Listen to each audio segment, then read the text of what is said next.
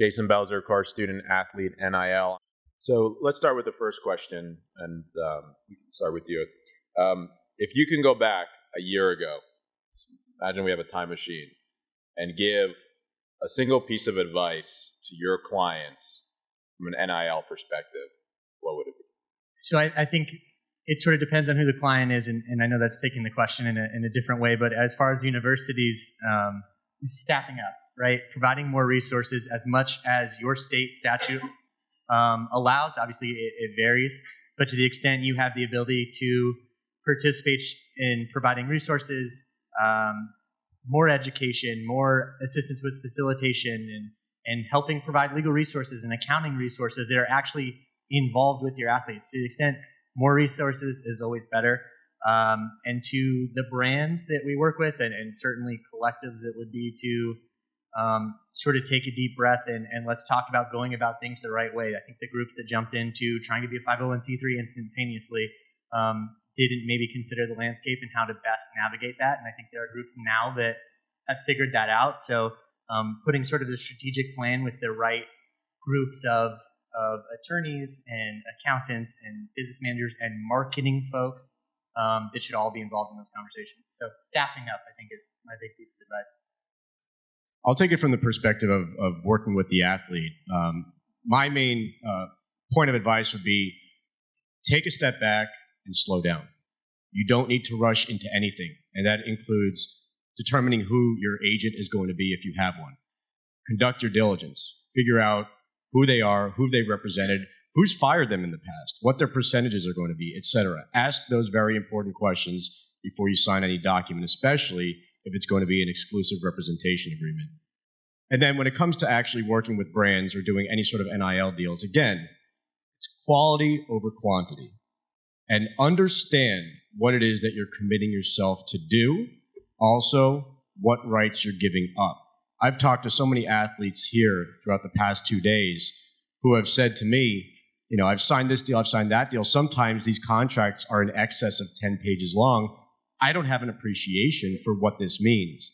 And unfortunately, with over 400,000 college athletes, there's no way that we or even other reputable lawyers can help out every single one of them. I would like to see more schools become a bit more proactive, and perhaps the law schools associated with those schools engage clinics and provide some advice to these athletes, because I think that there is a real concern going beyond year one in figuring out what rights are these athletes giving up, and whether or not they're entering into good deals. I always recommend to any athletes that I'm working with, think beyond the compensation term. Look at the brand itself. Look at the products and services that they are providing.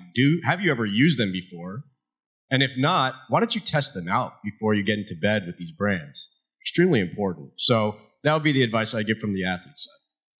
Yeah, so for the athletic departments, the first piece of advice I'll give on June 30th of last year is like, oh my God, get ready. It's going to be crazy. Like this next year is going to be wild. And I think that's what we've seen. And so part of it is to say, okay, this is a marathon and not a sprint, right? Like Darren said, there's no need to rush into anything. We know if you think about how name, image, and likeness came about and looking at it from kind of all the different levels from a state law perspective, but then from a school policy, NCAA versus Alston. I mean, all these things coming together say, hey, name, image, and likeness is going to be here. So it's not like we have to have all the solutions and rush to making our plans right away.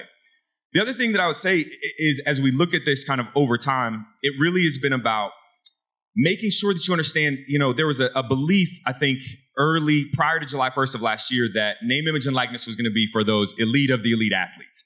And if we've seen anything over the past few days here even and beyond, there are so many athletes engaging in so many different ways for name, image, and likeness. So what does that mean? What that means then is, how do you help equip all of your stakeholder groups to be prepared for that? So how do we make sure that student athletes are getting the education that they need to be able to navigate this brave new world, right? Thinking about how we've trained them in their sport to be able to make these decisions, to make quick decisions. But have we trained them now to think about how I slow things down when it comes to these contracts that are being presented to me and understanding, how I need to actually pay my taxes and all these kind of things. But then also for coaches, and coaching staff, which oftentimes are kind of that first line that student athletes will go to when they have a question about something or want to kind of play something out, right? Thinking about administrators and staff, like these are people who also need to be educated on this whole new world. For any compliance directors here in the room, and for those of you who work with compliance directors, like they have not had to deal with this notion of student athletes signing individual contracts for the licensing of their name, image, and likeness before. This is all brand new, so that education has to come at all levels for the athletic department. I would say get your policies in place. This is what we were telling our institution clients and still are. But that's not just your student athlete policy, right? Like what types of deals can they enter into? What's official school time versus individual time where you can, display the apparel you want to display? Getting that in place, but also what's agent interaction with your campus look like? What does agent recruiting on campus look like? What's your agent registration process? And now what's booster engagement and collective engagement look like? Because I think the NCAA is going to look to institutions for enforcement. I think they're going to hold institutions responsible for enforcing the rules. And so having those policies in place, even if you don't see a lot of NIL activity, even if you're a smaller school or if athletics isn't a major focus for your school, that's fine. Get your staff comfortable with what your policy is, what your procedure is. Work with an outside expert on drafting that policy and making sure it hits the points you want it to so that you can get comfortable with enforcing it for when that time does come and when you do see that activity. It's tough being on the end of a bunch of smart guys saying a bunch of good things, but I'm going to do my best to add something else. When I was a student athlete, Oregon did everything it could to provide the resources for me, and all institutions do their best to do that. And in this tough situation, you need to provide a lot of resources for student athletes that are asking you for advice that you just can't give. And so I think you need to think creatively on how to provide factual advice to student athletes about who's registered as an agent in the state, who are they connected with, how much history do they have in the industry, and providing some of that advice that is factual, just out there in the open, and can be provided to your student athletes. So, I concur with all my colleagues up here, but I think you need to think creatively on providing that type of advice to your student athletes who are desperate for that information and likely, it's going to be hard for them to get it themselves. I'll start with you this time. All right, thanks. Thanks, Jason. I appreciate it. So, everyone's calling it the Wild West. There's been a lot of chaos, but we haven't seen major scandal yet. We haven't seen a lawsuit yet come of NIL. Is the system working? Or is this just the volcano that's about to explode? And I guess to the other end of the question, who's going to come down on the schools, right? Is the NCAA have any teeth in this, or is this just going to continue and the NCAA is powerless to stop it? Weighted question. So great. I'm glad I'm first. So I think it's. I think institutions need to be careful going forward on how involved they are in some of their NIL activity with their student athletes. The recommendation typically is to get outside advisors, and the reason so is because the more you're involved in their NIL deal, the more you may be considered a fiduciary or an agent or someone that is actually brokering and helping out those deals. So giving them the resource and the education and the advice out there. Because the reality is, at some point, if there are bad deals and someone blames someone else for entry into them, that's poised for litigation. I'm a transactional attorney. I'm thinking through these issues. But generally, we're trying to avoid, on a conservative angle, with some of our advice, to deal with them. I think it's been hard because there has been no one in the room to say, no, stop it, don't do this, this isn't appropriate. The NCAA is I think, trying their best right now. But I think it's going to end up being in courts that's really kind of, you're going to see some of those activities get kind of shortened down and dealt with. So overall, for institutions, I'd really think about your relationship with your student athletes and how you're doing that. Even though you want to get more involved and you have been involved in the past, I'd really think carefully about it. And then two, there will be litigation that will get people more conservative with their approaches. It just hasn't happened yet. Yeah, I absolutely agree. There will be litigation. This is a new space. It takes a little while for some of those things to bubble up to the surface. But, our firm sees a lot of Title IX claims. I mean, representing educational institutions, there will be Title IX issues with NIL. There absolutely will be. I think you'll see cases with some of these software providers and service providers. I mean, some of the good ones are here, but I know there's a lot of companies out there that are selling things that may not be built or providing services that they may not be ready to fully deliver on. So I think we'll see those. And then, to Max's point, I think we may see the student athletes against institutions in certain cases, especially if you're really directly involved in facilitating deals or advising on those deals. And so absolutely, I think it's only a matter of time. And I do think on the NCAA front, I think the recent guidance signals that they are looking at schools and they are looking at schools to enforce rules. And that is going to be the target of any enforcement. And whether they have teeth on sort of determining fair market value of deals, that piece is tough. But I think we've all seen some deals that are just blatant recruiting inducements. And I think they have to crack down. They're going to pick some examples and crack down on some people. And it's going to be the schools. It's not going to be the student athletes. I don't think it's going to be the boosters. I think that's a tough case for them. And so I think as institutions, you want to have policies in place. You want to really document your reasoning for doing the things that you're doing, because you may end up being the target. Yeah, I think, to use your analogy, Jason, I think it's a volcano that's bubbling, and whether or not it explodes, I think depends on some of the education that that staff and student athletes actually get. And here's what I mean by that. The NCAA, yeah, you can be nervous about the NCAA, but I'm really nervous about the IRS. And I think most people are a little bit more concerned about the teeth of the IRS than the teeth of the NCAA. And we've had opportunity to work with multiple NFL teams in terms of just education. And this was the first year. We often do rookie education for during the off season. And this was the first year that players were drafted into the NFL who were able to do NIL deals their senior or their last year in college football. And every team that we've talked to so far this year has mentioned, or a rookie has come up to us after our presentation and said, I didn't pay my taxes last year. What do I do now? I mean, that's legit. And so that ultimately is what becomes much more scary than just the NCAA, because the IRS is going to find you. They keep tabs on things. They'll come back. They might not do anything because they're busy, but they'll always come back. So what does that mean? That means the education has to be there, the real world practical education to help them understand. I know if you don't want to disclose deals because if you think the school, for some reason, because you don't understand, might say no to you doing a deal, so you just don't disclose and you just do it.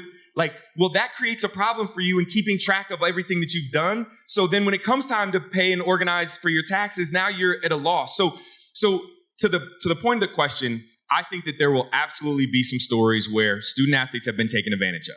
It would be just kind of ignorant to think that that's not going to happen. I mean, we've seen it with pro athletes for years. I've had the opportunity to work with pro athletes on the legal side for the last 17, 18 years. And you have a situation where they've been taken advantage of because they're unscrupulous people who just are going to take advantage when money's involved. And with student athletes not having kind of the sometimes the intellectual maturity, because it's the first time they've ever seen this and dealt with it, it makes it much more of a challenge. So the key is making sure that we understand how to best help educate and equip student athletes to navigate it so that ultimately we can mitigate that potential risk for being taken advantage of. That's an excellent point that Luke makes. Having worked also with professional athletes for a long time, this is nothing new. And to the extent that people are calling this the Wild Wild West or a volcano that's about to erupt, I absolutely disagree. This is beautiful. These are rights that the athletes absolutely deserved and should have never had them taken away from them. If you consider that professional athletes or anybody in this audience can take advantage of his or her name, image, and likeness and his or her fame, yet the NCAA had denied those rights to those college athletes, I can't call this the Wild Wild West. This is actually what the status quo should have been. Now, I want to respond with regard to this anticipation of litigation. I would respectfully, I would posit that I don't believe we're going to see new litigation on this front. There's already existing litigation based on the denial of NIL rights in the past. And I hate to give the NCAA credit, but I'm going to give it an ounce of credit here. It very wisely has come out and said it is not going to take action against college athletes. Why is that important? Because if it had not made that statement and it had taken any action against college athletes, that's where I think the litigation comes in.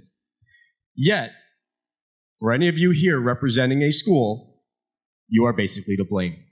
You have given the NCAA the power to take action and enforce its NIL rules, which it has not done for roughly a year, but based on the new guidance that has come out, based on the statement, and don't ignore the statement by Gene Smith at Ohio State, who said, we anticipate litigation, so maybe there will be, but we're still going to proceed with enforcing our rules. We are going to proceed with enforcing our guidance.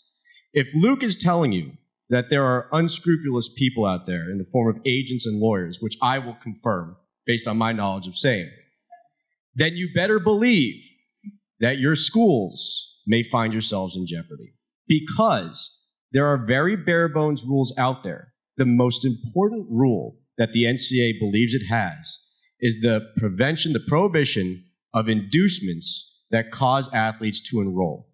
And that's whether we're talking about a high school athlete or now somebody who's in the transfer portal or before even entering the transfer portal. There are people who are flaunting the fact that they're negotiating deals for athletes while they're in high school with NIL collectives. They are negotiating deals with individuals in the transfer portal before they've actually committed to another university. The NCAA, yes, I've heard throughout this whole NIL summit, there's a lack of enforcement. People have dropped off with the pandemic. But they're fishing. And the NCAA is going to go for the low-hanging fruit, and I can almost guarantee you, within the next year, we will see at least one school being punished. I'm the one that has the great fortune of going last, but I agree with almost everything that was said here. I think an important part of all this is understanding how and who speaks for the NCAA. When we talk about this new guidance, it's the Division I board. Well, who's the Division I board? Who's having these conversations? It's the presidents and chancellors of your universities. It's an athletic director, right? Shane Lyons is on the Division I board. There's a student athlete. There's a senior women administrator. It is university representatives that are speaking. So universities have an appetite for enforcing, I think Darren hit the nail on the head, this recruiting inducement issue. That's what people have an appetite for going after. The people that are representing the schools on these committees and working groups for the NCAA are saying, we want enforcement on this. It's coming. It's going to come down. I agree with you completely. It's not going to come after the individual athletes. It's going to come at the universities. It's going to come with disassociations for attorneys and agents. It's going to potentially come for disassociations with boosters, right? The collectives that have been defined as boosters that are providing these things. And will there be litigation? Absolutely.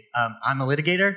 I actually think there's a lot of teeth to litigation on those fronts. I think a lot of those rules, there's a lot of precedent out there that I think suggests that they can be enforceable, will be enforceable, and are reasonable, right? When we talk about Alston at the Supreme Court level was a very narrowly decided issue related to educational benefits, and none of the 9 justices could find that there was a reason to limit those educational-related benefits under the antitrust laws. But importantly, the district court, Judge Wilkin, who was applauded for her work, said that they could have restrictions on non-educational related pay. That was affirmed by the Ninth Circuit. It wasn't at issue at the Supreme Court. There is a basis to say these outside things that are not tied to education you're able to regulate it. It is a reasonable rule, and I think some of this stuff is going to ultimately be upheld at litigation. As a litigator, I can't possibly tell a client, hey, this is how it's going to work one way or another, but if you're living and dying by Brett Kavanaugh's concurrence in Alston that you think everything is going to get wiped, you are giving your clients terrible advice, and I cannot sign off on that. So what are the biggest points of failure in the system right now, both from a enforcement standpoint, but also from an education standpoint on the institutional level? What do schools really need to start doing to protect their student athletes? Sorry, Luke, why don't you take this? Oh, we're going to the middle. Let's go. Okay. Yes. All right. So we'll be here for the next 3 hours talking about this education piece. But no, I mean, really what it comes down to is I believe it is an ethical imperative that we provide student athletes real-world practical education, like period. We are institutions of higher education. In sports, we understand sometimes, depending on the institution, depending on the sport, sometimes academics may take a backseat to athletics and vice versa in other institutions. But the point is that student athletes should be getting education. And when we think about name, image, and likeness, in my opinion, I get fired up on this. And like name, image, and likeness is a conduit to provide that real world practical education. Student athletes, when they leave your schools, are going to be signing leases. Some of them are signing leases now. They're going to sign leases. They're going to, negotiate on their, salary when they're employees. They're going to do all these things that, guess what? Name, image, and likeness provides an opportunity to deliver that education now and do it in a way that they actually want to listen and engage, because we're talking about money. And when we talk to student athletes across the country, when we ask, what's the first word that comes to mind when you think of NIL? The first word is always money. They may say it like moolah, secure the bag, and all these other cool hip terms, but it's always money, right?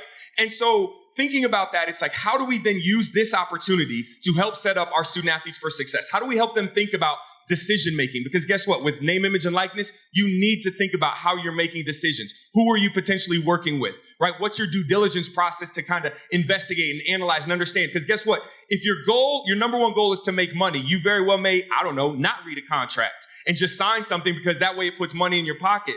So for me, take a breath there. I really do get fired up on this because we have to make sure that we are giving the student athletes the real world practical education. So what does that mean for an institution? Yes, some institutions are partnering with their law schools and partnering with their business schools, but you also have to look at outside third parties. Yes, this sounds self-serving, but it's true, whether it's us or somebody else, because there's a benefit to getting the real world understanding. It's a benefit to talking to someone who has dealt with NFT and crypto deals before, because that's what your student athletes are seeing. And if you don't understand NFTs and crypto and things like that, well, you have to make sure that you're bringing people in, because if your goal is to protect your student athletes, right, then you want to make sure that they understand what's going on in the industry, what's new, what are they faced with, so that they can navigate it. Because ultimately, we know that less than 2% are going to go on and play pro. So if we know that 98% are going to go enter the working world or go on to grad school, right, and not be professional athletes, well, these skills, this education is critical to help them be successful. They may not pay attention in their accounting class or their business class or whatever, athletic, class they're taking, whatever it may be, but they'll pay attention when it comes to understanding how they can better secure the bag and better protect their moolah. Whew, sorry about that. Fired up. I would say to just hire Luke. I would love to take his class after that, right? So, but also I think staff education is really important, right? Like that's what we're seeing on the institution side and the collective side. It's so much easier when your athletics department understands this and has, come to understand that this is here to stay, right? I think we've seen athletic departments or heard about athletic departments that are resistant to NIL still, right? They either want to do it all in-house or they don't like the collectives that they have to work with or the third parties. They're slow. And I think they're disincentivizing disclosure by doing that, right? If you understand it and you're easy to work with, if you're educating student athletes, your student athletes are going to want to disclose deals. You're going to have more opportunities for insight into what's going on. If you're difficult to work with, if you're seen as a roadblock, you're disincentivizing that disclosure. That's really critical. So I think educating your staff, making sure they understand NIL, they understand who the players are, they understand the traps to look out for, and they're actively involved in sort of this education process, whether it's with a third party or whether it's with one of your business school, your law school, whatever the case is. I think that's really key element. Okay, so I'm going to go slightly different. I think it's communication internally about what's happening in the NIL landscape. I think what we're seeing is a lot of institutions are a bit siloed on campus, whether it's the business school or different sections of the university. And each student athlete has their own mentors. Sometimes it's the teacher, sometimes it's the coach, sometimes it's all across the board. And so I think they'll go to one person for advice, and that person will say one thing. They'll go to another person for advice. They'll say another thing. And so I think it's imperative for the institutions to be streamlined, getting the same communication, being dialed in to these issues, and then having some type of way of disseminating them where we understand the institution thought process of why we're doing this, how we're doing this, and the next steps. As a former student athlete, there were a lot of ways to get information. And it was hard because even at that point in 2010, you could see a lot of runners or people that want to get it in your ear. Not my ear, I played offensive line, but other people's ear. And so it's hard to balance, but you want to make sure that all the people that they expect to trust within the institution actually holds that information, is actively saying it, and not taking them down the wrong path. or saying something that is against university policy and wants to be a hero because they're going to give some special advice that no one else on campus is going to say. I think it's important to be unified on that front. Darren or Cody? So we've thus far heard about unscrupulous individuals working with athletes. We've all pretty much agreed that if the NCAA is going to take action, it's going to look at the specific improper inducements for enrollment. And then we heard that a potential consequence is disassociation, right? And we heard that potentially with representatives, but also potentially with boosters. Where I think the schools can be doing a better job and be more proactive is by actually disassociating from those individuals, those unscrupulous individuals now. And I'm not saying disassociate from your boosters. That's the lifeblood of your programs, right? I'm talking about the actual representatives who are doing this in the past week or two, contacting individuals within the athletic departments and saying, this other school is offering my kid $1.5 million, let's say, or $3 million. What are you going to offer? And then going to the other school and saying, well, that other school offered X. And then the schools are contacting each other and saying, did you offer this? Did you offer this? And they're like, no. But the problem is the schools are now directly involved in this negotiation process, which is an extreme concern. The moment that representative reaches out, the disassociation needs to occur. And schools need to be more proactive on that. Additionally, we all know about these NIL collectives that are not technically affiliated or associated with the universities, but clearly have missions to support specific universities. And as schools have become more comfortable engaging in a dialogue with these collectives, they now also need to go the extra step and tell these collectives to proactively also disassociate from these unscrupulous individuals, because the NCAA is not going to distinguish whether it was the athletic department or the collective or an individual booster. If there is nefarious activity that's in violation of the NIL policy or the guidance, then the NCAA is likely to investigate and not distinguish between whether it was the collective, the boosters, or the school. So the school really needs to be proactive on multiple fronts and just do what it can to disassociate and not communicate with these unscrupulous representatives.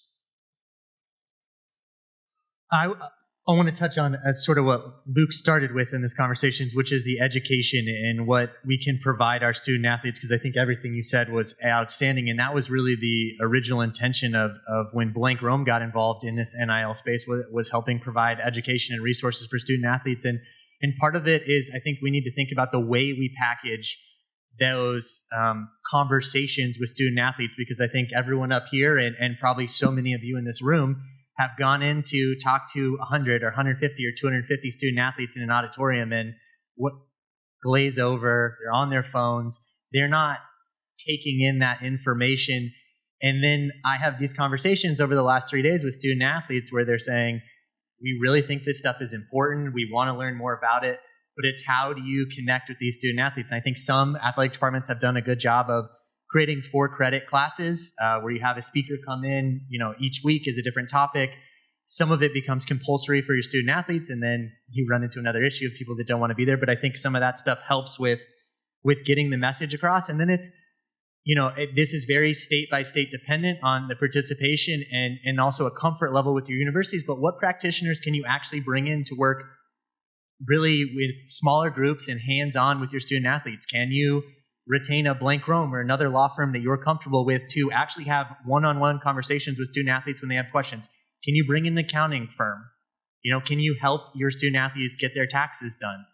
How are these things that you're able to do? I think there's a lot of places that is certainly permitted and would be allowed to do. And is that a benefit you can provide your student athletes that's worthwhile to you to protect this vast majority of student athletes that are kind of in the in-between, that their deals are not, monetarily valuable enough to hire a lawyer and to pay our rates, or they don't have an agent, but they need protection just as much because their terms are just as predatory, whether that's intentional or unintentional, but they're still just as problematic. And I think Darren tweeted this the other day of, you've never looked at an NIL contract that you thought should be word for word signed, but how many of your student athletes are just signing these deals because they see the number, they see the brand, they're excited about the opportunity, they don't understand their own value, and they don't have a support system. So it's what can you do as a university to do that? And I think the law schools, partnering with the law schools, partnering with your business schools are all incredible ideas. And to the extent you want to take that a step further, I think there's a lot of lawyers and reputable lawyers that the university can do some vetting on to make sure you're comfortable with your student athletes being protected. So let's talk about collectives. Is it fair to say that in some ways collectives are in fact representing the best interests of the student athletes? I mean, if the goal is to maximize their opportunities from a name, image, and likeness standpoint, and there are donors, boosters, businesses that are interested in engaging with those student athletes, I mean, it seems like a collective is a good idea. And on the other end of the spectrum, what kind of relationship does the university need to have with those collectives? I mean, obviously, from a bias standpoint, we are operating a number of collectives around the country. And I wholly believe that the university should not be, and Darren mentioned it, should not be involved in those types of transactions directly with their student athletes, right? Because that opens them up to immense liability. So there's value in having that third-party intermediary, much like a university partners with a Learfield or a Playfly to represent their MMR rights. So how do schools navigate this? And I know a lot of this has to do with state law, but Darren, let's take this first. What's that balance?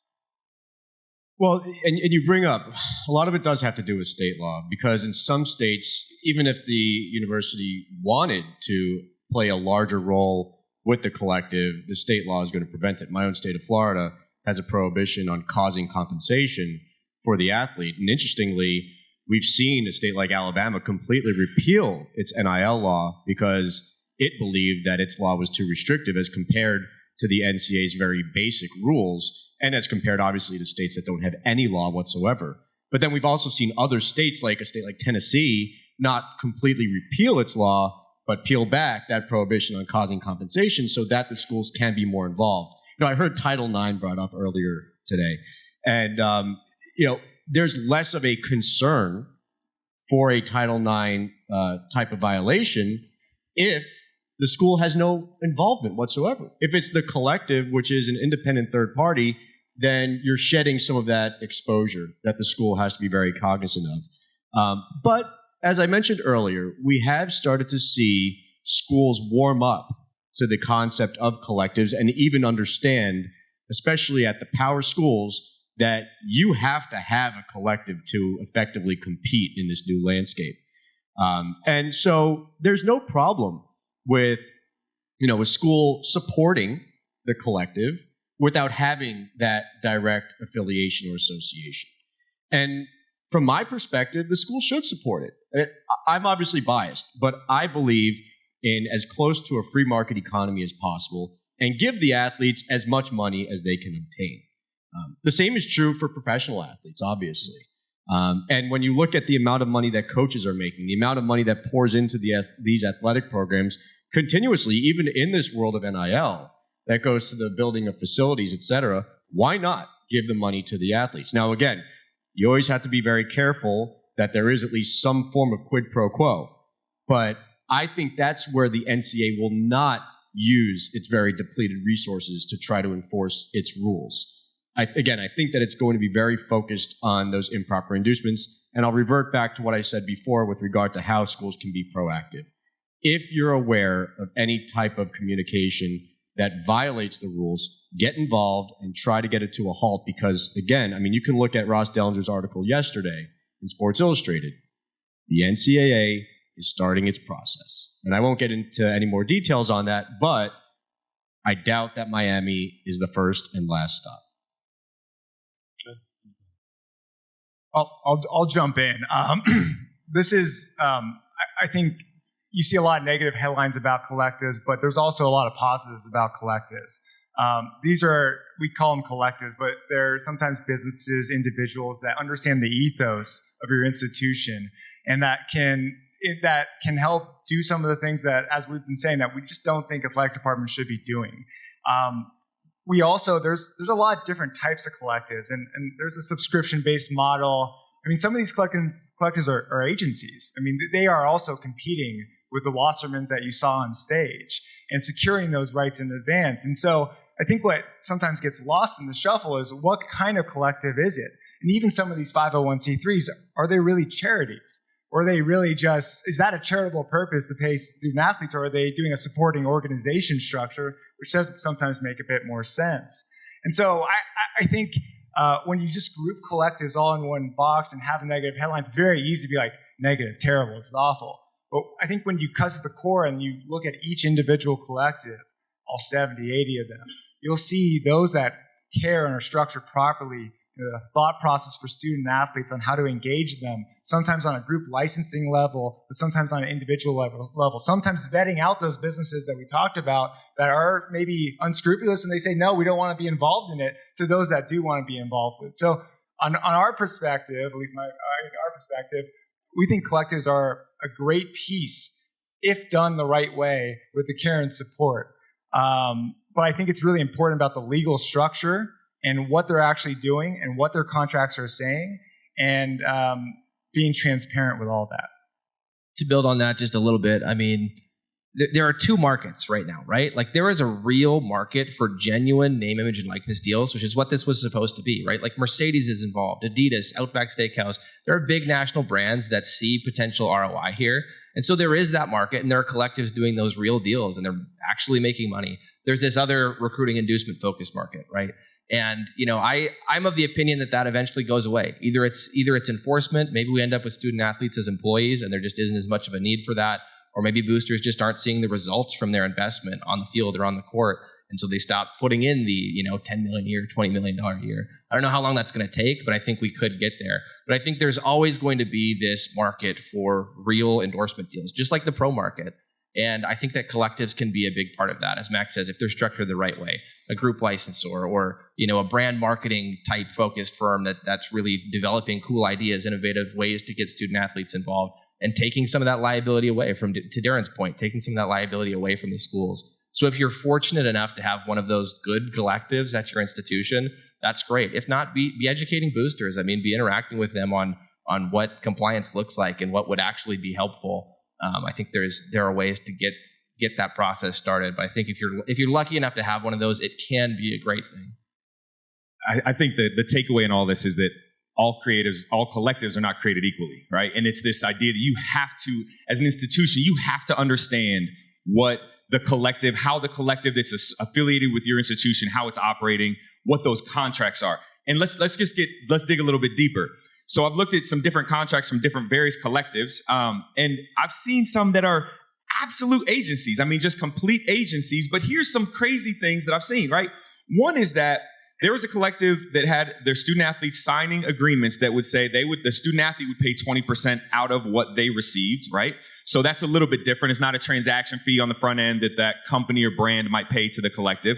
But what blew my mind was then it said that if you do a deal outside of the collective as a student athlete, if you already signed up with that collective, if you do a deal with someone else directly or outside of the collective, then you pay 5% of whatever you make back to the collective, because the collective supposedly is like pushing your name, image, and likeness and promoting you. That's absurd, right? Like, let's just be clear, right? So you have to understand. And here's the other thing, and we haven't talked about this, so I'll bring this up, is the student-athlete perspective. A student-athlete from their perspective says what? I want to make money, I want to do deals. So if there's a collective associated with the institution, the student-athlete doesn't always make the distinction between, oh, this is the school itself helping me with something versus this is some third-party group that wants to help me with something. Because they see, oh, well, if this is the collective associated with this institution, I'm good. Yeah, I'll sign whatever. I don't need to think about it. So there has to be then education for the student-athlete for them to understand, hey, even when you're signing up with a collective, you still need to understand the contracts that you're signing, the due diligence. Do you want to be affiliated with this brand? All of that other education that we talked about earlier has to be part of any type of collective engagement as well.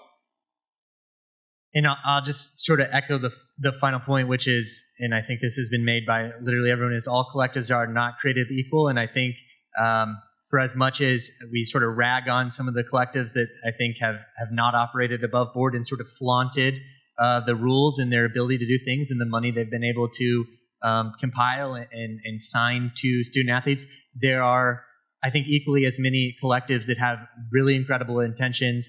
There are some out there that are nonprofits that I think will absolutely maintain that status, and they have great charitable causes and ideas, and they're connecting their student athletes with their communities and connecting them with the youth and building up their areas and giving cool opportunities to student athletes that I think are outstanding. And some of those collectives should really be applauded for the things they're doing. So it's certainly not a one-size-fits-all, and we really have to separate how we look at each one based on their mission and what they're doing, and not necessarily what they are saying their mission is, but what are we seeing in reality.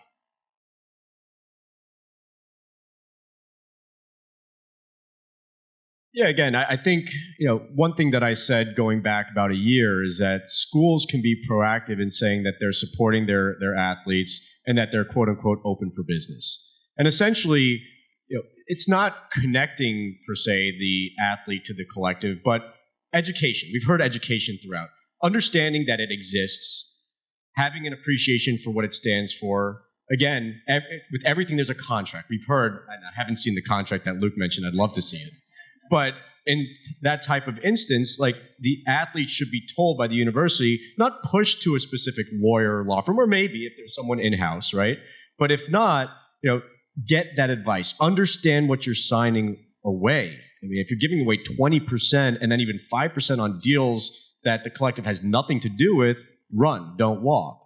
And so, again, I think that the universities can be more proactive in explaining the different types of opportunities that exist, including the fact that there's a collective or multiple collectives. We're seeing now multiple collectives within specific jurisdictions.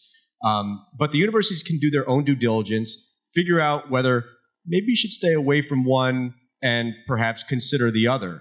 I think that's perfectly acceptable. But again, you want to stay away from specifically having a tie so that you don't have that affiliation or association, going back to the Title IX concern.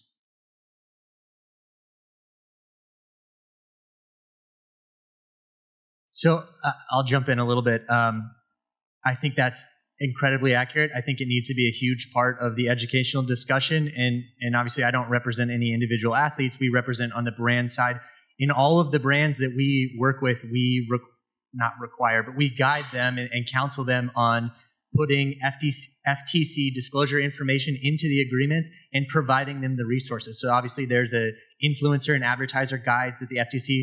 We ask our brands and counsel our brands to provide all of that information to the student athletes, because the guidance you just referred to that just came out is pretty scary, especially for your student athletes, because it essentially requires them to have a pretty solid or basic understanding of how that product works and their experience with it. If they're advertising something, they need to acknowledge that it is a paid ad. There's now sort of more required form language that should be included in there, suggested language. And to the extent they haven't used that product and they're explaining an experience with it that didn't happen, they're really subjecting themselves to liability and enforcement. So I think, we didn't touch on it, but I think it needs to be a huge part of the conversation when you're providing education to your student athletes across the board. And this is something that is not specific to your top level athletes that are appearing in commercials or doing photo shoots. This is your athletes that are doing social media posts for $100 even. This is everybody. So this is a great point you bring up. It's a huge, huge deal in this space that I agree is not talked about enough. I think we're seeing also, we're recommending the same thing to brands, but we're seeing that compliance obligation pushed to student athletes. In almost every case, that risk is allocated to the student athlete. They are responsible for their own compliance on their own social media channels. And so, to Cody's point, that needs to be part of student athlete education, is what does FTC compliance look like? We're even starting to see some brands throw in indemnification language. So if there's an issue for the brand. Yeah, we already have that. Yeah, right. But not every brand is doing it in the NIL space, but we're starting to see more of them.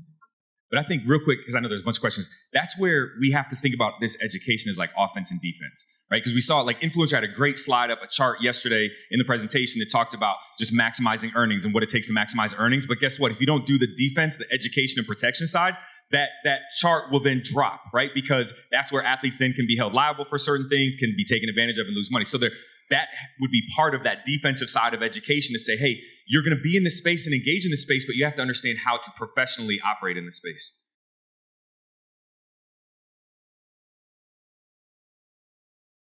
I'm glad you brought that up. We've been working through these issues since it started, and frankly have been raising this concern with institutions since 2019 because the writing was on the wall with F1 visas.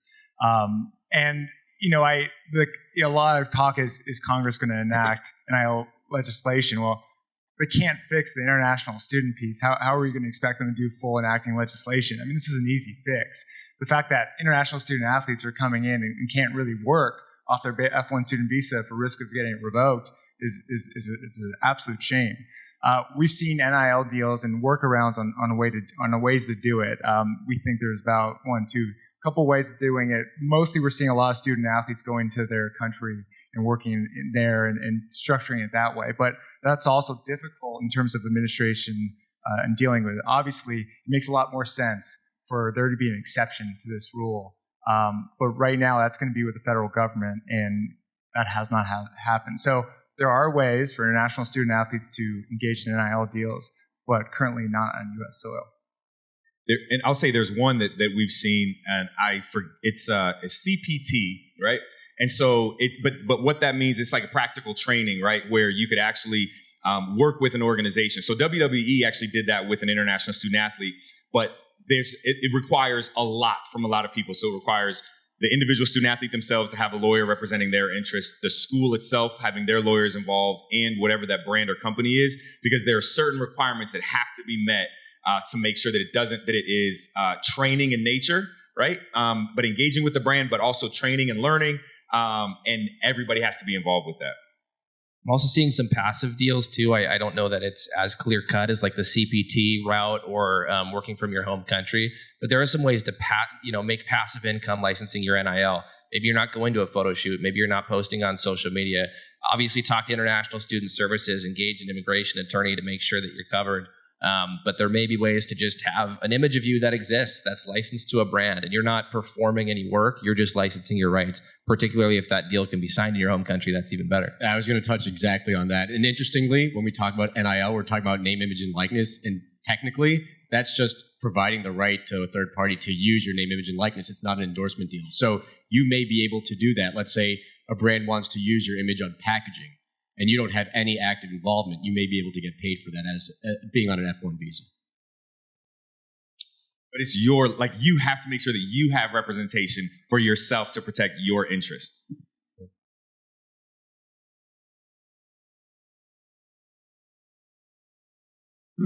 I think I already said this, but I honestly do think that student athletes will end up as employees, and so I think maybe we don't even need to have that because maybe that market goes away. But I think that's a creative solution. I think the same.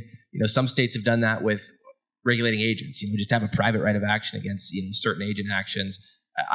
Whether or not people will use that, I don't know that it could be effective enough.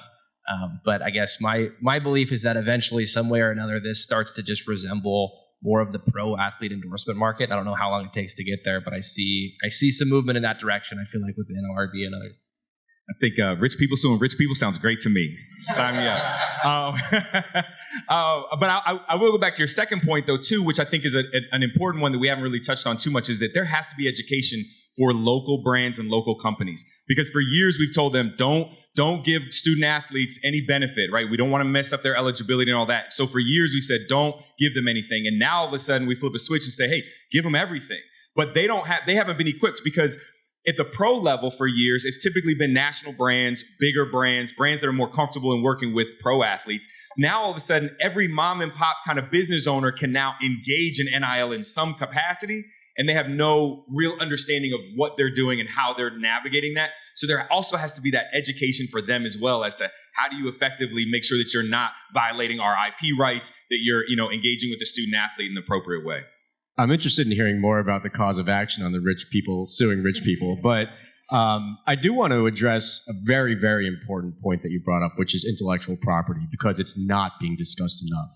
And we're starting to see, especially on the copyright side, a lot of professional athletes who are just taking images from Google Images that are copywritten by other people and being sued. LeBron James, Deshaun Watson. I can go down the line. So now college athletes who are making money, they are absolutely targets. And before they could exploit their NIL rights, influencer, for example, would provide them royalty-free licensing, but on a non-commercial use basis. Well, it's commercial use now.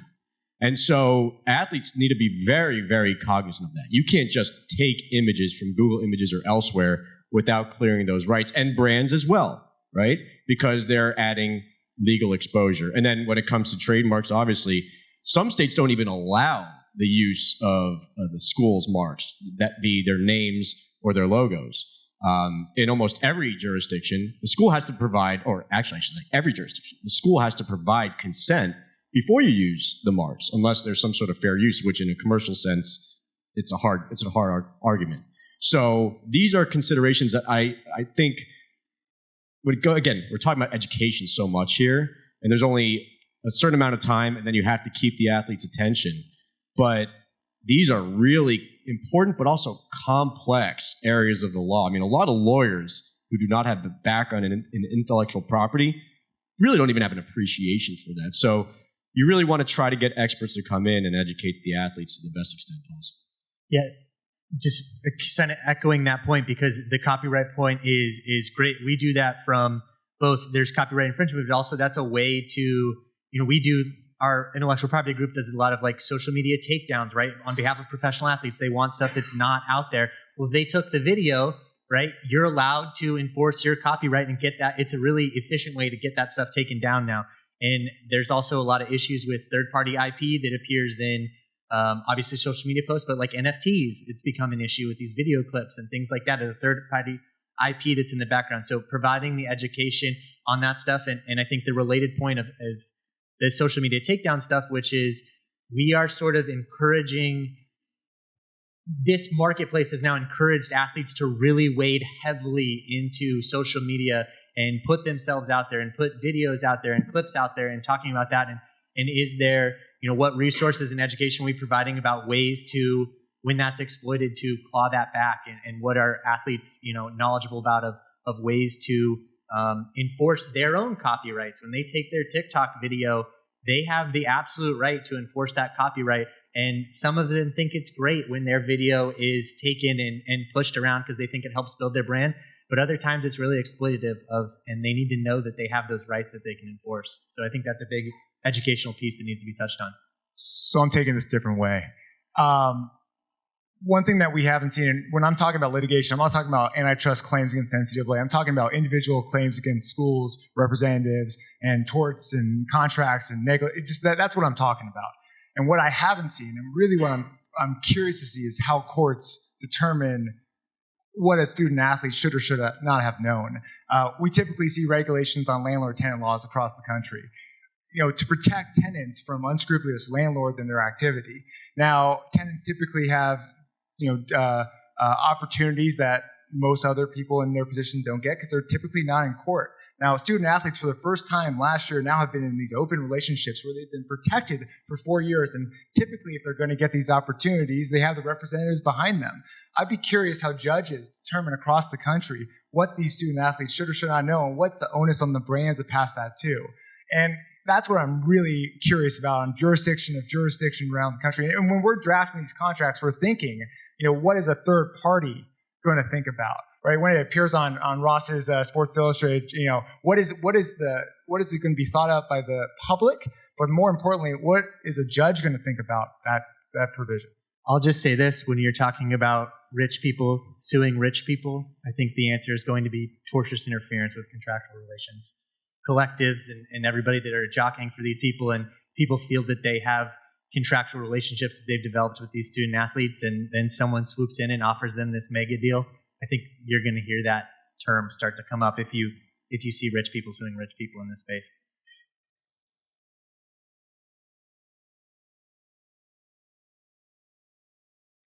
Yeah, okay, let's jump into workshop mode real quick. There's 4 things. We know that student athletes oftentimes want to sign a contract, don't want to read it. I've talked to them.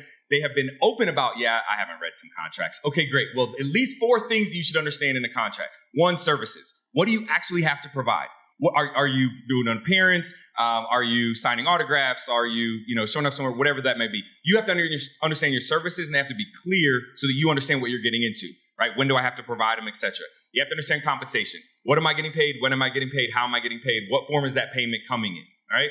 Then you want to make sure that you understand the intellectual property. Most student athletes don't even understand what the phrase means, so we have to explain that. But your name, your image, your likeness, it is being used by a third party. You're licensing it to a third party. So how are they going to use it? How long are they going to use it, right? What rights do you have? And so understanding that section. And then finally, term and termination, right? So ultimately, like, how long is this going to last? How long am I in this contract for? And then for what reasons can this contract be terminated? And that's a great way to reinforce to them the things you're already teaching them. So talking about things like morals clauses and what does that mean? So you're already talking to them about making the right decisions. Don't embarrass the program. Don't embarrass yourself, your family, etc. Well, now there's a monetary reason why you don't do that. And there are tons of examples you can pull from pro athletes that have had contracts terminated because of morals clauses. I'll add one section to that, which is technically called a boilerplate provision, but I always find very important, which is choice of law, venue, jurisdiction, right? I would argue if you're the athlete, you always want it to be arbitration. You don't want this getting out into the public if there is a dispute. So maybe it's the AAA, American Arbitration Association, or JAMS. You can decide, you can negotiate this freely. Where will that be adjudicated if there is a problem? If you're the athlete, you want it in your hometown, home cooking, right? Is there going to be an attorney's fees shifting clause? Like, if there is a dispute, do the parties pay their own respective fees, or does the prevailing party, whoever wins, does that person have his or her fees paid for by the other side? So things to consider as well.